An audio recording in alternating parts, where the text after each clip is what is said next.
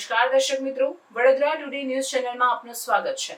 શ્રાવણ મહિનો નજીક આવતા જ વડોદરા શહેરમાં શ્રાવણીય જુગારની મોસમ શરૂ થઈ જાય છે।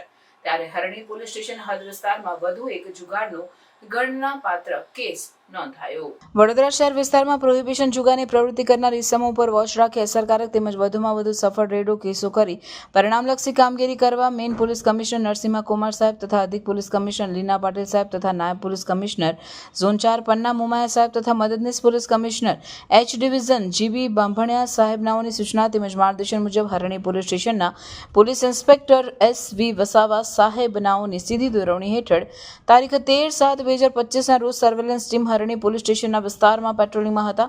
તે દરમિયાન કંટ્રોલ રૂમ તરફથી વર્દી આવેલ કે કારેલીબાગ બ્રાઇટ સ્કૂલ પાછળની અયોધ્યાનગરના કોમન પ્લોટમાં 4-5 છોકરાઓ જુગાર રમવા બેસેલ છે તેવી હકીકતના આધારે રેડ કરતા નીચે મુજબના આરોપીઓ પકડાઈ ગયેલ અને આરોપીઓ પાસેથી રોકડા ₹15,950 તથા ગંજી પત્તાના પાના નંગ 2 કિંમત રૂપિયા તથા મોબાઈલ ફોન નંગ 3 કિંમત 9,000 તથા એક્ટિવા જેની કિંમત 30,000 મળી કુલ 54,950ના મુદ્દામાલ સાથે પકડી કાયદેસરની કાર્યવાહી કરેલ છે।